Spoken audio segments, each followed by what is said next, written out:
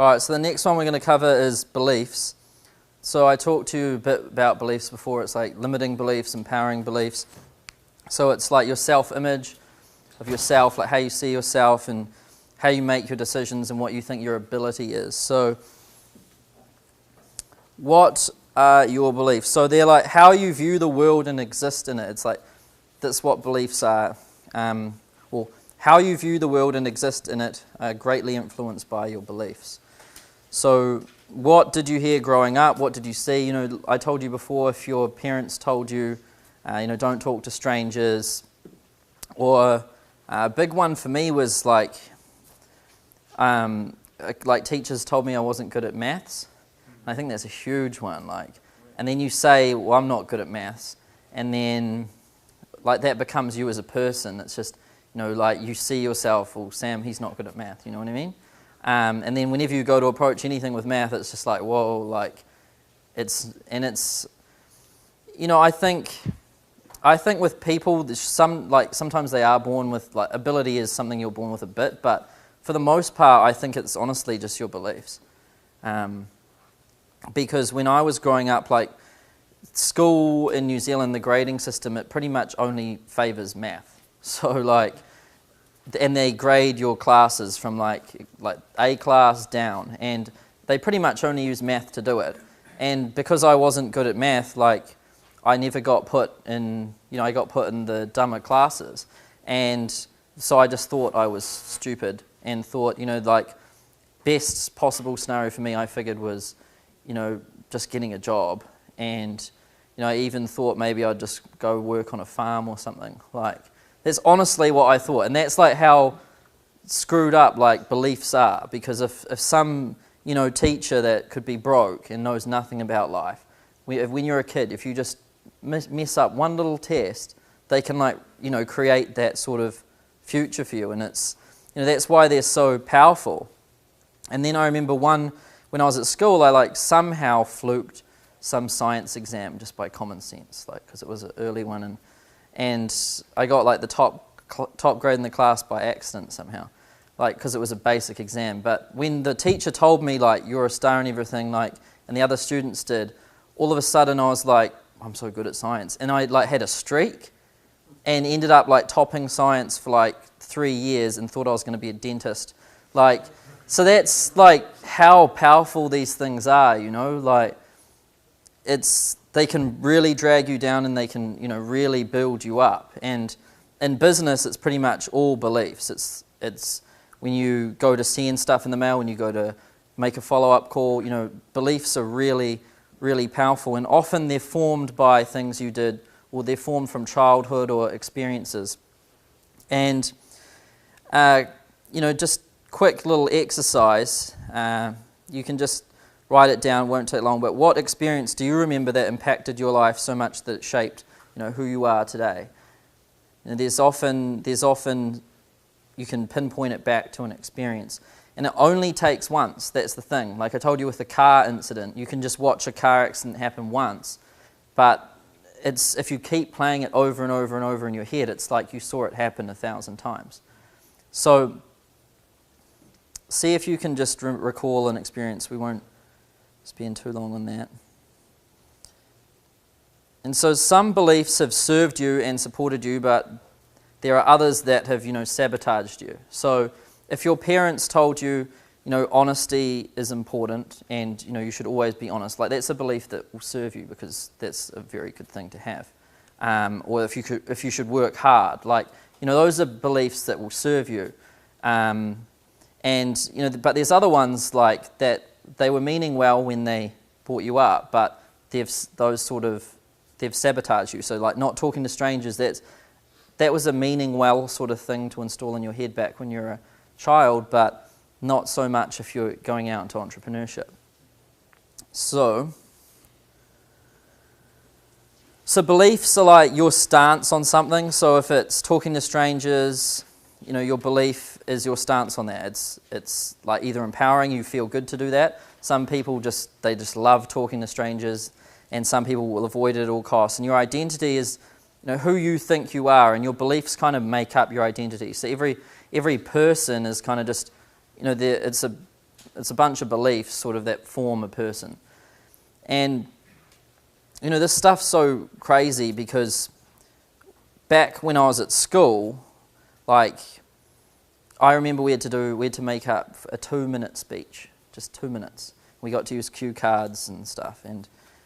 And for 2 years, I would always fake sick going to school, and I couldn't do it. I just, like, could not speak. And this was only in front of, like, 25 people for 2 minutes with cue cards, and you had, like, a month to prepare.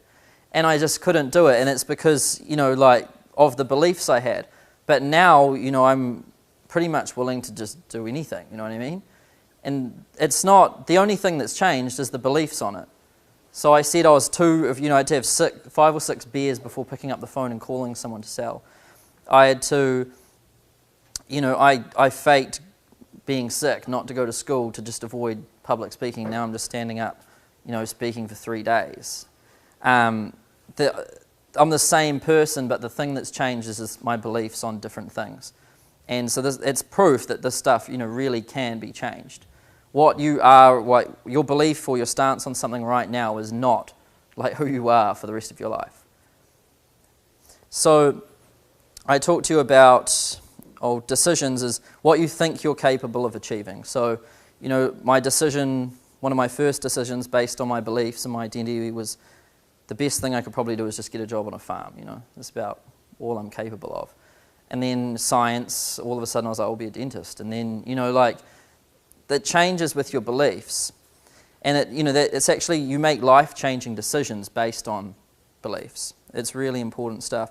So the examples I mentioned before is I'm no good at math, I'm shy, I'm not good with money, and I'm clumsy. You know, the clumsy one's awesome because how many people say that and they just make themselves clumsy? Like, it's like they're doing it on purpose. Like, it's because if you tell yourself that and you build yourself into, like, you know, and then you can even get nicknames like Clumsy Sam or something, you know what I mean? Like, it's silly how bad beliefs are. Like, if you believe it yourself and then other people start saying it and then your name gets turned into that, well, like, you know, it's going to be hard to unwind. So that's how powerful this stuff is. Now, you know, these are some guys who, well, with beliefs, I think that there's a point where you sort of become like unstoppable. And it's when I said, like, when you're on a roll and like the universe sort of attracts everything to you. And it's like it just started with one little thing with science with me. And all of a sudden I topped science and like thought I was going to be a dentist or something like. But it just started with one little thing, like one little test, and then someone said that to me. And, you know, with like athletes, with like LeBron James or Michael Jordan or something, if they have one good game and then someone says they're really good and then they think they're good, so they play a little bit better, and then the crowd says they're really good, and then all these press releases come out that say they're good, and it just builds. It's just like snowballs, and all of a sudden, like, the person thinks they're so good, but everyone's saying they're so good, and it's just like it's an unstoppable force. And I'm sure you've seen it happen all the time, because there's some guys that just like can't do anything, like they're just like unstoppable. And in business, like one of the guys is like Elon Musk. You know, I think he started $3 billion companies by now. And it's like everything the guy's done is like successful. But often what happens is off one success, it just builds another. And that's what's so important about, you know, the belief system. And with like LeBron James and stuff, when everyone says he's the best guy in the world, and when he turns up, like, you feel like you're the best guy in the world, you know what I mean? And so the best thing you can do is sort of start to create this so that you can get on that roll, because when you're on that roll, like, you do feel like you're unstoppable. Like I said, the best time to go out and prospect for new clients is immediately after you've won one, just like right now. You know, you should immediately take advantage and keep building on that high. So, I don't have sound for this, but this is a cool video you should watch. I dug this up, and it's like Elon Musk back when he was like 20 or something, like real young, and he had just sold his first company. It's a company no one had even heard about. He sold it for like $500 million, and he's like, this is way before PayPal or anything. and he was just taking delivery of like this McLaren F1, which is $1 million car, back when $1 million was probably worth like 4. And you know, if you watch this video when you go home or when we next break or something, because you can just see, even at a young age, he just has this sense about him that's just like unstoppable. People are saying, the interviewer asks him, what are you gonna do after this? And he's like, well, I'm not stopping. I'm just gonna take my chips and go play at a bigger table. And you know, that's exactly what he's done. He sort of cashed out on one thing. He made about 500 million, went into a bigger game, PayPal, cashed out like almost $1 billion, and then you know, went into bigger game again. And you know, he is one of the guys in business that's like unstoppable. And you should watch that video because you can just sense it on the guy. And it's like you can sense it on people like LeBron James and that. There's just like this sense that the guy is just, you know, amazing. And the same thing with Elon Musk. And I think that's all to do with the person's beliefs. Like, they haven't just done well, and people don't just think they're doing well, but they truly believe to their core, they have no doubt that they're like exceptional at what they do. And that's when you have like amazing success with this stuff.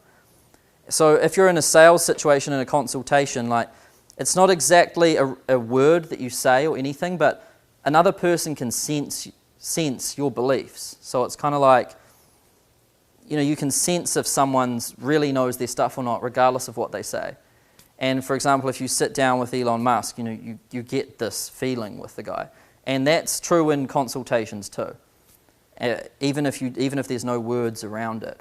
And you know, that's why if you truly believe that you're really good at what you do and you understand your products and you know, you can do good for clients, and you truly believe that, it'll show in consultations. So there's also like, you know, on the other hand, it can go all bad too. Like I said, when you go on the upward spiral, it's like it just keeps building on itself. But you've got to be very careful that you don't go into like a downward spiral. So if you do something wrong, then the public and your friends say you're doing wrong, and then you know it's like the clumsy thing. It just builds and builds, and it can really downward spiral. So it's something you've got to, you know, you've got to make sure that you take advantage of, and that you're very careful that you protect going down, because you can snowball downwards faster than you go upwards. But you want to try and go upwards. Does that make sense? Sorry if you're a fan of any of these people. How do you protect yourself? Pardon? How would you protect yourself from that? Well, like, it would be catching your thoughts, you know. So if you make a mistake once, then not to sort of let that determine like who you are. So like the first cold call I ever made was horrible, and I built on that, and I was building on it. The longer I put it off, the more times I replayed it in my mind. I was like downward spiraling myself. You know what I mean? And it's, you know, making sure that you cut it at the beginning. So if a consult goes wrong, or someone says, you know, this lumpy mail package was the most offensive thing I've ever seen, like, stop it there and don't let it build. You know what I mean? So the most common limiting beliefs that I think exist are, one is like the world happens to me, which is like, you know, I've got no control over anything. Pretty much the world's just happening, and you know, I just get what's given. You know what I mean? So that's like one. The second one is money. So limiting beliefs about money. So I had huge ones because, you know, I came from a family that you know, wasn't that wealthy. And so to me, my first thought of like making $100,000 a year was just, I thought that was like beyond the lottery, like, because I didn't really know anyone that was doing that. But that is really limiting, you know what I mean? Someone like Elon Musk, I don't know how he has such high beliefs about it, but you know, he doesn't even see 500 million as like a lot. He's just immediately on to the next thing. Like, so, you know, money's a big one. The numbers you associate with how much you can make and everything can really restrict you. You want to make sure that these limiting beliefs, you don't you don't have these ones, then I'm not good enough as another one. So who thinks they have any of these? What ones? Money? Yeah. I still have the money one because you just set a new sort of thing, and it's like, it's always your limiter. Yeah. Can I ask how you initially expand that, right? So I can relate to that. And at one point, 100,000 was winning the lottery for you. Now, obviously, that's substantially different. Did you grow into the 100,000 and then I should go a bit further? And if so, I mean, anybody can say like, okay, yeah, well, I'm going to make 100 million a year, right? Like anybody can just say that. But it seems to me there needs to be some sort of like, you need to believe it, Yeah. but it needs to stretch you at the same time. Yeah. And any guidelines on like finding that right spot? Because you can just choose an arbitrary huge number and whatever. Yeah. So, I mean, I think I've got some slides coming out that talk to that a little bit. But for me, I set the number first of all, work towards it and achieve it, and then you. How did you get the number? Like, where did you get the number from? Well, 6 figures was a number that was thrown around. Like, I had heard throughout, when I was at university that my friends who were doing law and accounting, they were going to earn like 100 grand a year. And everyone was like, whoa, like, that's the best. So I figured making 100 grand a year in business was like on par with, the lawyers and the accountants and the top people. So that's how I kind of came up with that number. And, it's a really good number to start with, but I also look at myself and then I look at someone like Elon Musk and I'm like, I'm thinking way too small, you know what I mean? And, the guys that do really good, they have really high standards, like exceptionally high standards. I mean, if you just look at the difference, like in New Zealand, which is 4 million people, if you look at the difference between, average salary is around $40,000 per year, and the richest guy in the world richest guy in New Zealand has about $9 billion. That's a massive gap. And he started broke. He was a tow truck driver. And so, like, how the hell did he amass that? And he's only, like, in his early 40s. Like, but when he was 21, he was a tow truck driver. Like, how did that happen? Like, I guarantee you his goals weren't 100 grand, then 1 million, and then 2, and then 10. Like, his goals must have been very, very, very high. Because if it takes you a while to reach a goal. Like, when I set 100 grand, it took me about a year to get that. And then when I set it to like 500, it took me like a year to get that. And it takes a while to get the goals.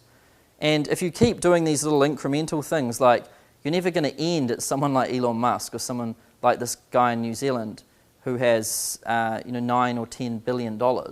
Like, their beliefs about money must have been very high from the beginning. Does that make sense?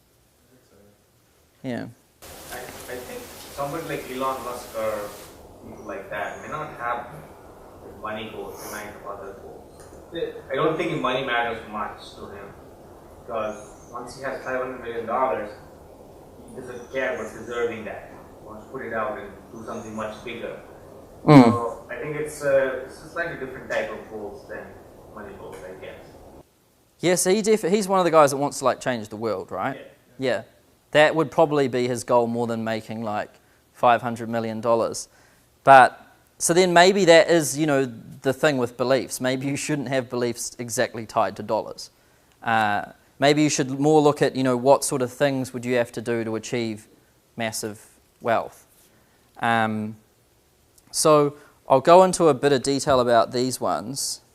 So this is a really common one, like the world happens to me. It's like believing that you don't have any control over your fate, and this is like the most destructive thing to success and wealth in the entire world. Like, if you go out there and you just think that everything just happens to you, then it's really bad. And there's these sorts of people say 3 things. They justify everything with these 3 things. So blame, like it's my parents' fault, so I'm not going to inherit any money, and my mum won't give me 100 grand, so it's just, it's their fault, I'm not going to be successful, Like, or it's the president's fault.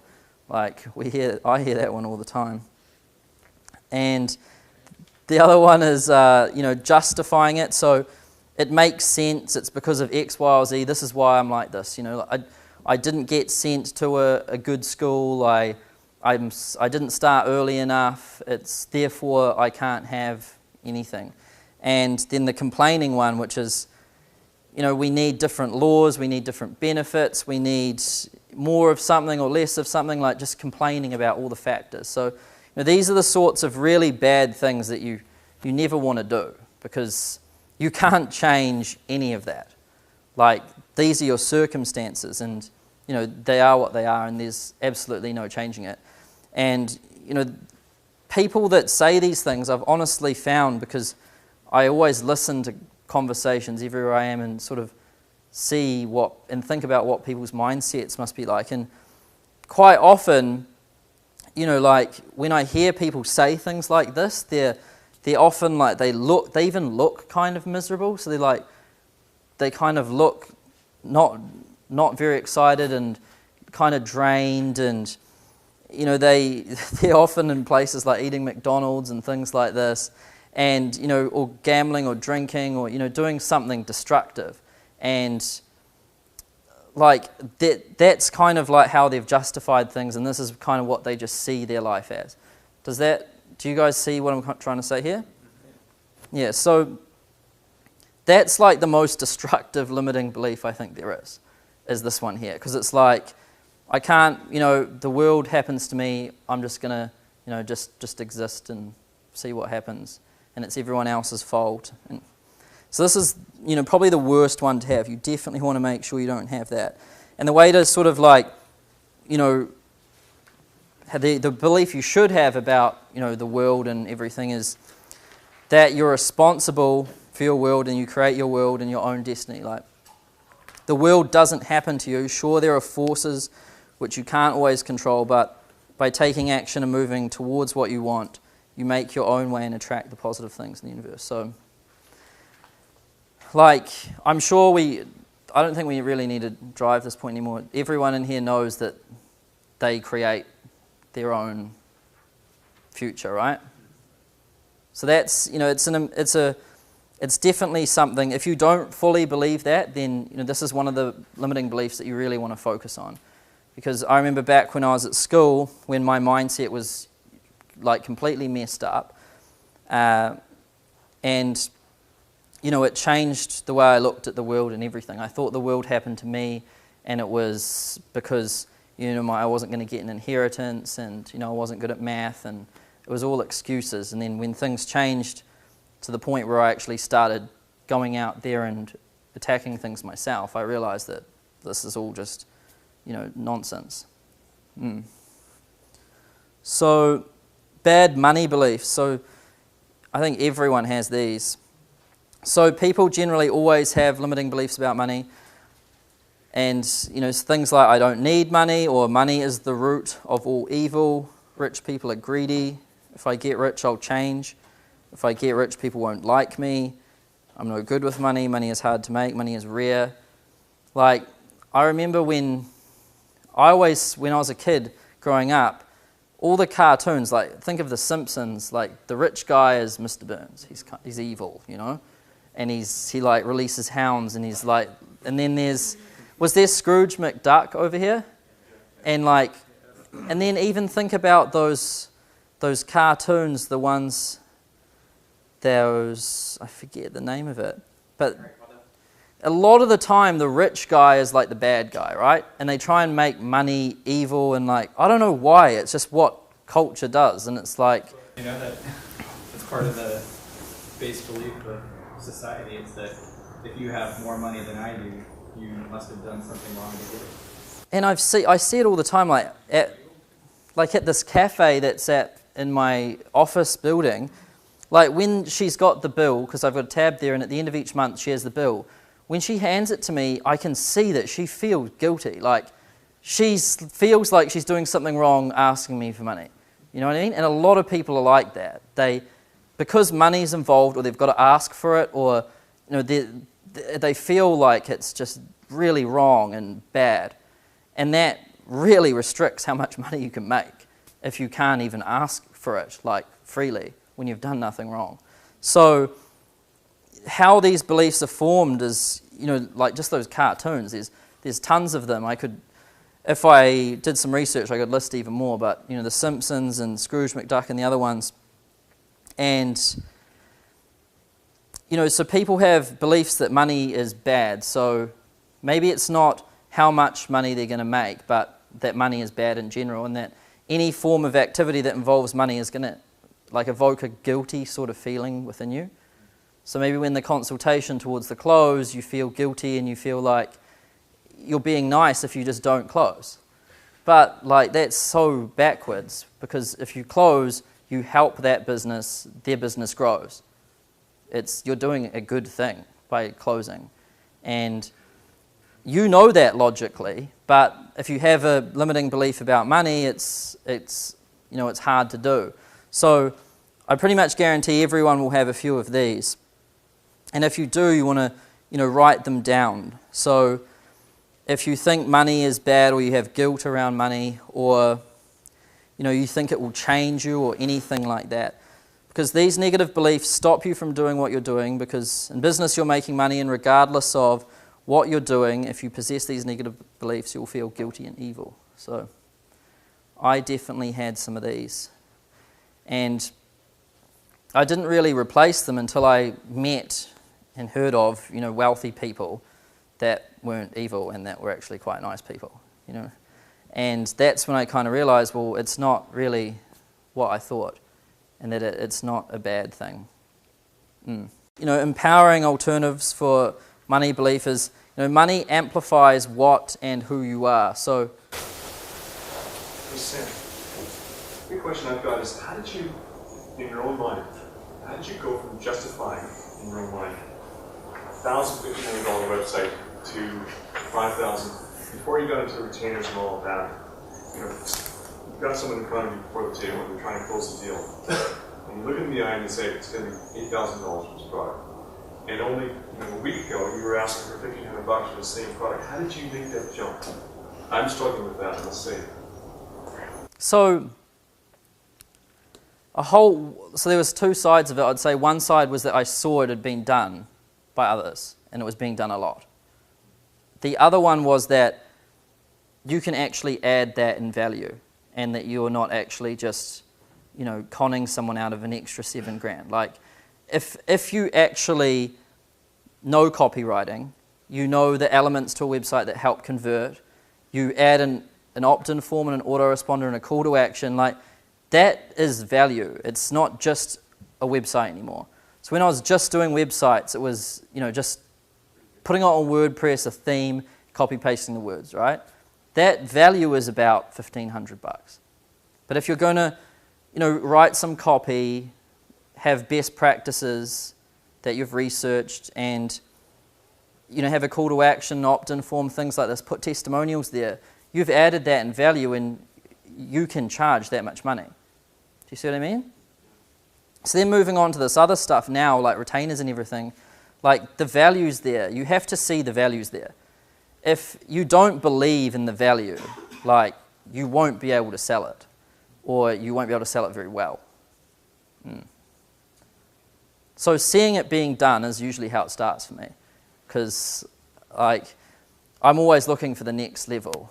And if I started in with websites, then I saw that some guys were paying $8, and I was like, what? And then, got to that, and then saw that, the people were paying more money to these other guys that were doing AdWords and stuff, and I was like, what?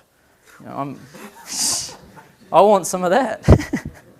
So money amplifies who or what and who you are. So, this is an empowering belief about money, and this is the belief that I have about it, is, if you're an ethical, kind person, then, who wants to help others and have fun and, help other businesses succeed, then, money is going to give you the ability to do more of that and, make a bigger difference with that. So it's kind of a bad example, but alcohol, if you're in a really happy mood and you have a couple of drinks, it can really it really amplifies it. But if you're really down, it does more. So, if you're naturally bad and, not a very good person and you start making a lot of money, chances are it's going to magnify that. And so the problem isn't money. The problem is the person and their beliefs and what they intend to do.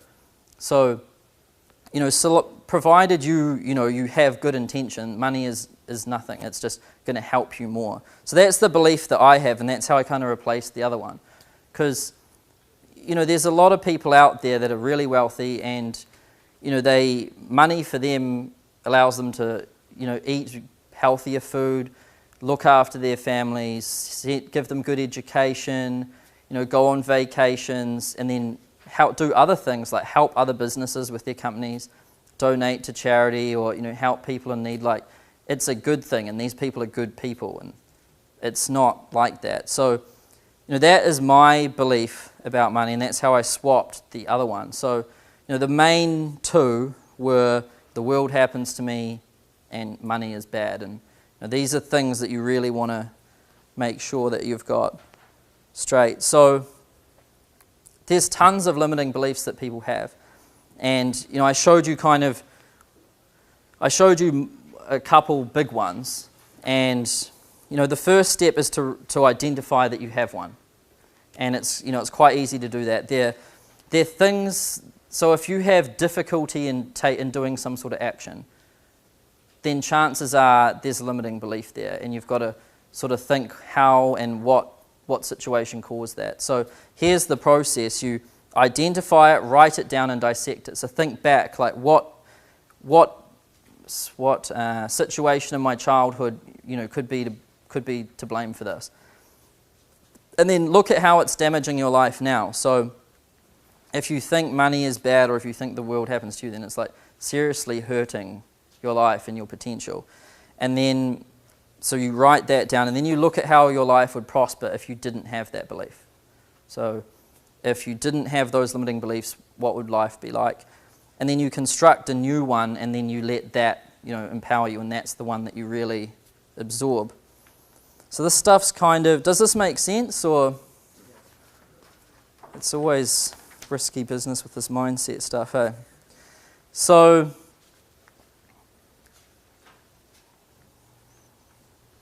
we'll do a little exercise now. So I'm pretty sure everyone generally has one about. Yeah, keep going. One thing that I noticed is when I just instead of saying, well, I'm bad at this, then I'll just say I'm good at that or something like that. And sometimes it just reminds me that, I wrote that thing because I had that seeming belief, so it kind of the opposite effect. So let's say, I'm bad at math, for example, and then I'll just write down I'm good at math. And when I repeat it to myself, I know that I wrote that because I thought I was bad at math, so then it doesn't have the impact to it. Did you experience that, and do you have a trick to not thinking this way? Yes, so you've got to think back to what would have caused that. So do you think that there are situations earlier in your life that caused you to think that way? Well, that was a poor example because I thought I was bad at math. Oh. Well, But yeah, no, I see what you mean. yeah. And then, so I'm going to show you this process. This is what I use to do it. So we'll just do a quick exercise now. And if you just write down, a negative belief about money that you have, or a negative belief about money in general, then a negative belief about yourself and money, and then how have these beliefs limited your life? How are these beliefs not true? And who would you be without these beliefs? We'll just take some time to do that.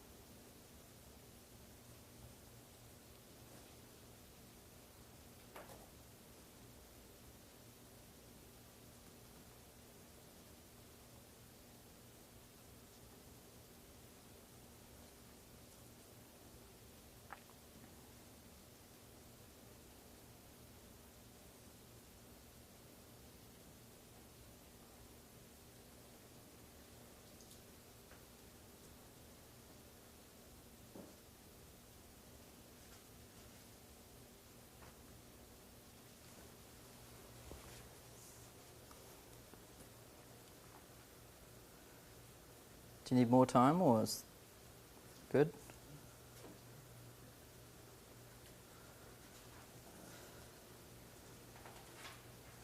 So, if that's like, who thinks they've got written down a limiting belief about money? Anyone or no one? About money in general? Yeah, like a belief about money that's held you back from achieving. There's not enough of it. It's scarce and hard to find. Anyone else want to share? Money is hard to get. Hard to get. I have one. If I have a lot of money, no one will actually be my real friend. I can only charge so much. Focusing on money doesn't allow me to focus on more important things in life. Yeah, so that's definitely a stereotypical thing. Often it's said by poor people, though. It's kind of like a good reason not to have money. You know what I mean? Like, money makes people bad, and they don't appreciate the smaller things. It's what people say to justify not having it. But I think it's just built up to be too much of a thing. You know what I mean? Money in general, because it's crazy if you think about it. But I can guarantee you, the guys that are really successful, like the guys I know that, my mentor, who is worth probably 600 million, the way he talks about it is just like it's just like something that doesn't matter. You know what I mean? Yeah. So here's the his detachment from it of being something is like, his belief about it must be so good. He knows that it's transactional. There's always so much of it out there, and that it's plentiful. Like, people think about, like, when people get money, the first thing they generally want to do is spend it. If you think about what happens to people when they make a lot of money, well, they spend a lot of money, and it's always just cycling through. It's not something that people make and then hoard, and it gets spent. Generally people spend it when they make it, and it's always cycling through, and there's just tons of it. And I think really successful people, they don't think about it like poorer people do, because the sort of assumption those people, the belief poorer people have on money is that it's such a precious thing, and asking for it they feel guilty. Do you know what I mean? So I think this belief is really, really, really powerful. Removing limiting beliefs you have here. So now, quick exercise. If you write down a new belief about money that sort of counters the limiting one you had. So how can you take the negative belief you had about money and turn it into an empowering one that's the opposite? So new belief about money, new belief about yourself and money. Then how much better your life would be with these beliefs. So if you had these beliefs today, how would your life be better? Can you give us an example of one that you had that you worked through? Yeah, so my issue with money now is big business. So it's going from $1 million to 10. You know what I mean? And so I have all these limiting beliefs that that sort of money is only for investment banking and mergers and acquisitions if you live in New York, and these sorts of beliefs, or money like that is only made if you do an IPO, or things like that. So my belief about it, these are my limiting beliefs now about money. It's how do you take it to the next level? Big business is, to play big business you need an MBA.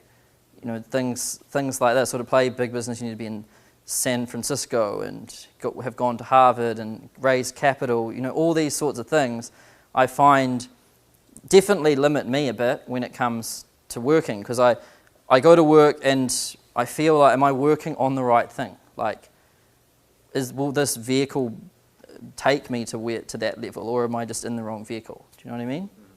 Yeah. So are you working through that one right now? Yeah, well, that was a major shift in moving games. So I knew there's some things that, this is the beauty of writing it down and thinking about it. It's, if you're just going to do websites and you want to do big business, then you're in the wrong game regardless of how good your belief is, right? Because it's very hard to scale. So that's why I decided to move into this more digital marketing services stuff, which is SEO and retainers, because I saw that was, people were doing that there. There were companies out there. The market's big enough.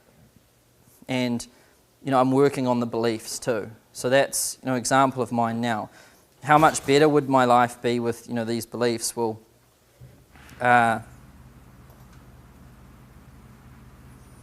so how much better my life would be? Well, I wouldn't have to work as hard, because I feel like right now I really, work hard, and I can't work any harder. It's impossible to do. So I need to make a change and, play in a bigger game and make use of other people like staff. And when I do that, I'll actually have more free time, and I'll be, able to exercise and, be healthy and be more relaxed. So that's one of my current limiting beliefs, and that's how I paint the picture of how much better life would be if I had that belief that you could do bigger business, like 10 million to 100 million business. Life would be better. Does that make sense? Or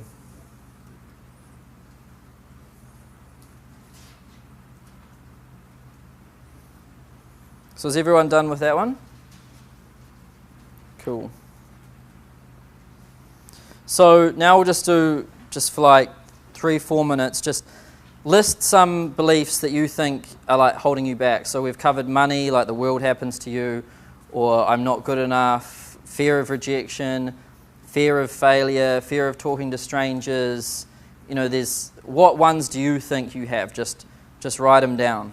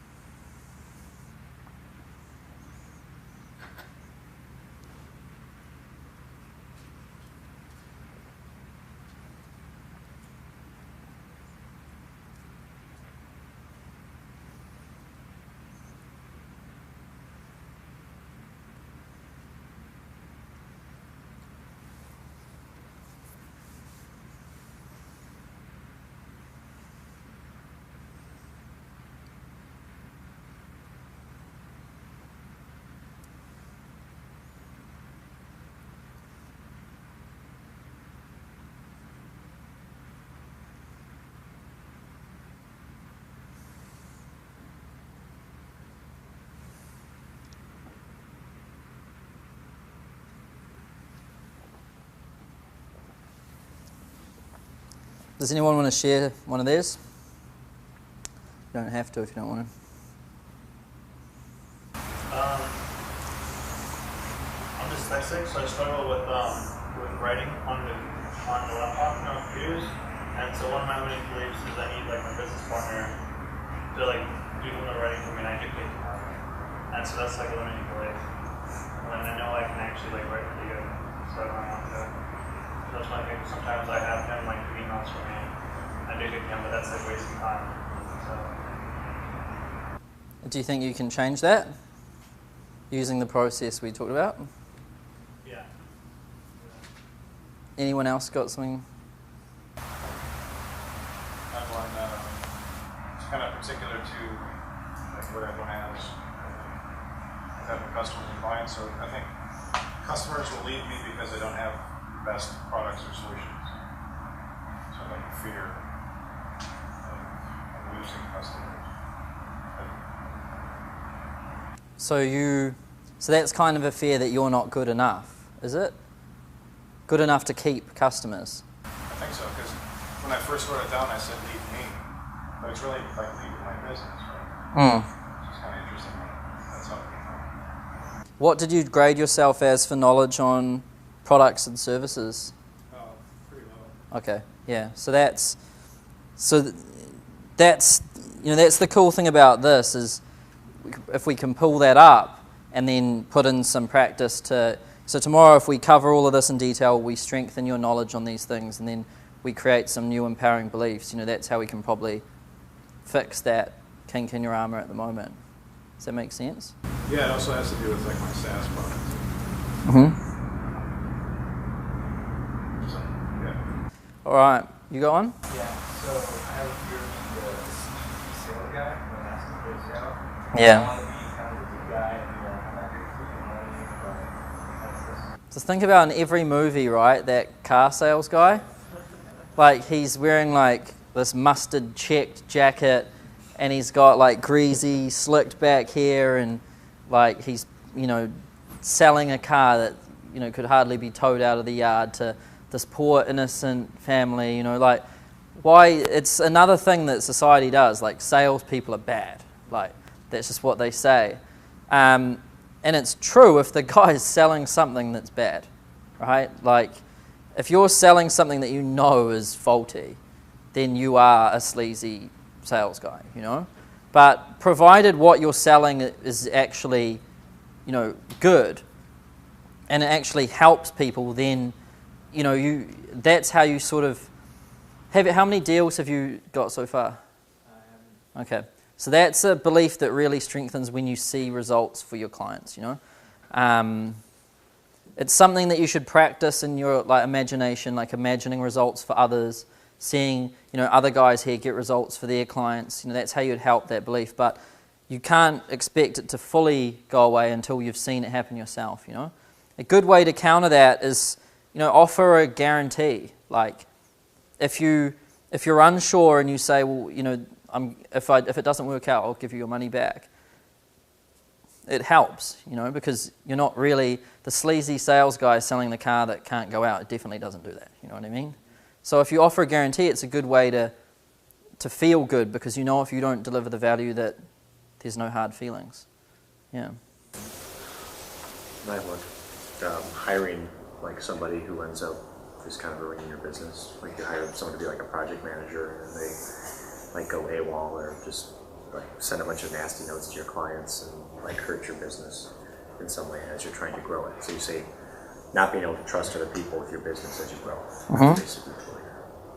How do you think you came up with that? How do you think that exists? When I grew up with, I grew up in a family where we had family businesses, and we worked south side of Chicago, and there's a lot of shady people there that we ended up having to hire from. And a lot of them ended up doing things like that, trying to sue us, all sorts of things like that. And then I had a bad business partner who, basically hurt my reputation. I had to start over with that. So fortunately, I've had a lot of physical evidence happen to me that has reinforced that as almost like a reality as opposed to a belief for me where I am. So it's like, how do I get past not just trusting myself and growing beyond that and trusting people who aren't going to screw things up, and then have to start over again. That's really a pretty hard one I've had. Yeah, but so long as you know it can be done, right? It can be done. Yeah. They're not all bad, but when it's bad, it's bad. Yeah. So, it only takes once, but it sounds like it happened a few times, which makes the belief a bit worse. But, so long as you know that that's restricting you, because one-man business, I know, like, it's pretty much impossible as one man to make 7 figures. Like that's it's almost impossible, and if you do make it, you're going to be very burnt out. So if you want to keep that belief, that's forever going to be your limiter. You're not going to be able to go past there, and you're always going to be the one that's having to do the work. So there's massive pain for you to hold on to that, and that's what you should think about. But if you're able to let go of that, there's a lot of benefit, So Oh, we kind of did this. We're a bit slow. Does anyone want to have, like, does anyone not know if they have a limiting belief and want to come up and be interrogated? I'll do it. You'll do it, all right. Do you know something that's holding you back? No, I think my beliefs are pretty strong. I have Okay. good goals and I usually accomplish them. I'll fail many times, but I'll know that I can get it. So what's the problem? There's no problem. If you want to interrogate me, Oh, no okay. problem. Well, I thought maybe you feel like something, so what I probably didn't explain it well enough. If you feel like something's holding you back in your business, but you don't know what it is, you can't figure it out. If anything, it would be my beliefs, but I believe what I'm doing is going to get me what I want, so I'm good. Okay? You do? You can just sit there because you're up the front. What is it? I get the goals of, so I'm in school full time, so I wake up at like 5 a.m. to work on this in the morning and then after school. But many times I actually I fail to, like I wake up, but then I don't know, I squander, I do like 1 or 2 video critiques, then I get pulled in like something like market research or something that I think is useful at the time, but actually it's not it's useless to do it now. Mm-hmm. It's not. So, it's just at a guess. It sounds like you're a bit too comfortable with like your current situation. Like, is it quite comfortable? Like, you don't really need to do it to move forward or to get yourself. Like, do you feel real uncomfortable now, or do you feel kind of satisfied? No, I do. I feel kind of uncomfortable. Uncomfortable? Yeah. Okay. So that's good, because often if you go to do something, you get distracted. It's because sometimes you might be, happy with where you're at, but only want to get better a little bit. You know what I mean? So that's the next piece in this, because that's a big one. And I've had that. I'm like the guiltiest person for this next one, so that'll be good. All right, how can we? Well, sometimes I can't wake up. I can't. And the night before I do the visualization. I listen to my recording, and it's like I do everything right, but then I cannot wake up in the morning. I have like my subconscious mind in the morning just like hit the snooze button and just sleep. Put it far from the bed. I do it too, then I don't know. So, I mean, how much time does school take up? Like 8 hours a day. 8 hours, wow. Okay.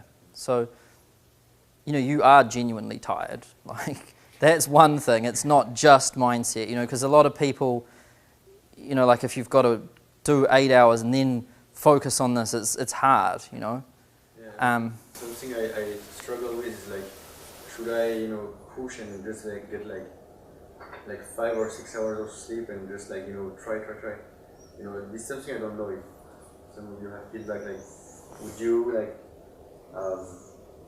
kind of neglect your health and to try to make it happen or what? You generally don't want to neglect your health. No, I wouldn't recommend that. No. I think if your goal's not big enough, it's going to be really hard to be motivated to achieve it. It just sounds like you're not very tied to your motivation. Or you haven't clearly prioritized what you want between school and this. You can't do everything at once. One thing that I think is like, how bad you want it will always, like, are you kind of sitting with school in this, or like, what school is that? College? Yeah, like a master's degree. Oh, a master's degree, okay. And I'm almost finished now. Yeah, so you may as well finish it. Disappeared. Because I remember when I started out in entrepreneurship, I was still at college, and it's hard to do both, Like, So I don't think you should be too hard on yourself. You know, like you should still keep doing what you're doing, but it sounds, I would either say, you know, you're a bit too burnt out after doing the master's thing, or so it's either that or you're a bit too comfortable with where you're at right now. Like, you know, you're not going to starve, you don't have bills coming in, you know what I mean? You can kind of coast, you can afford to. And when you can afford to, you like always do. Like, it's like some people, you know, people do their best work when they're in serious danger. Like, So we'll see if, like, we'll come back to it at the end, but this next thing might, you know, might help, which is, you know, about this whole comfort thing. So this next piece is like your own personal standards. And it's, you know, it's all to do with what I was kind of talking about before. Like some guys, you know, like my personal standards were, they started off with, I'll be lucky if I can work on a farm, then, you know, make $100,000, and, you know, they're just standards you set for yourself, and they really limit what, you know, what you're going to do. And I remember I talked about Elon Musk, and I do believe that he, you know, his standards are like, he wants to change the world and stuff, but I've also heard him talk about money, and like, you'll see it in that interview that I showed you before. The way he talks about money, he says stuff like, raising $1 million is just it's just as easy as making a phone call. And like, the way he talks about stuff and about money, it's like $1 million is just how he would talk about $1 million like I would talk about, you know, like 10,000. Like, he definitely has some different standards when it comes to money.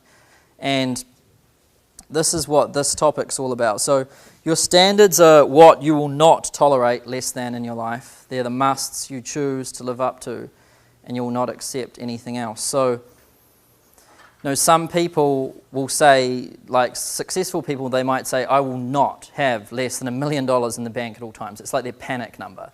If they go below $1 million, it's like all of a sudden just they're freaking out, and they will do whatever it takes to get back there.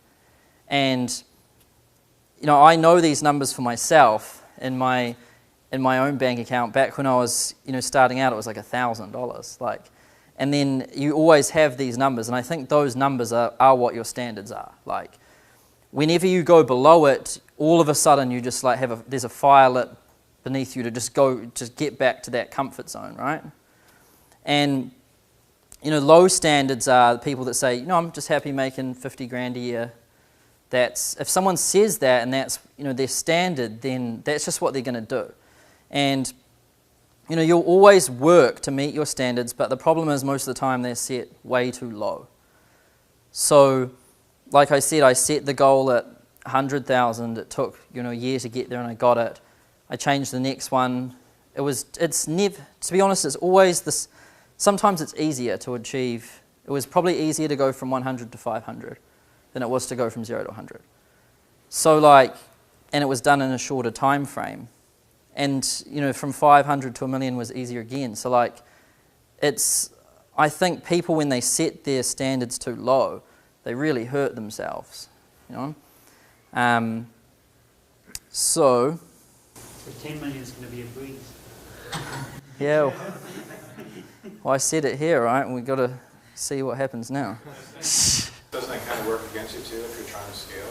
Because then you'd have to say to yourself, I want to take that $1 million and invest it to buy a new business or expand. But then you're like, well, that's my panic number. So how would you rationalize?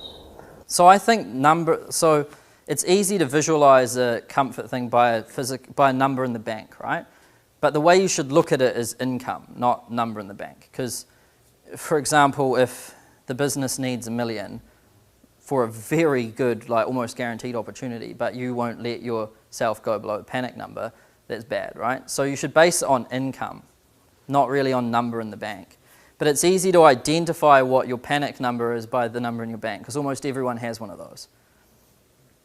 And I remember like all of mine, like it would, as soon as it went below that number, I'd be like back into gear, you know? And it's just like a thermostat. So this is like how I can kind of describe it. So let's say you're in this room and we set the thermostat to 25 degrees, and it's going to heat up to 25 degrees. Then then it will turn off when it hits that, and then if someone opens the window, it drops down again in temperature. The boiler's going to kick back in and bring it back up, but it's never going above that because that's what it's set at. Does that make sense? And that's kind of like your standards, is like your thermostat. Regardless of, if you keep the heater on or if you put more boilers in or anything, it's still going to stay at that temperature. Do you have a question? So what were your numbers and how did you increase them, and what kind of led you to increase the panic numbers for yourself? So when I was at school, I think it was like $100. So that was like a good amount because you could buy beers and like it was enough money for the lunch shop. And you're almost kind of a little bit rich with $100 back at school. So that was like my number. And then in university, it was probably 1,000. And then in business, it was kind of about 50, and then 100, and then it kept going up. So it's whatever I set it as, whatever I imagine in my mind is like always what it is. You know what I mean? And that's what I'm talking about. I think big jumps can be made instead of such incremental ones.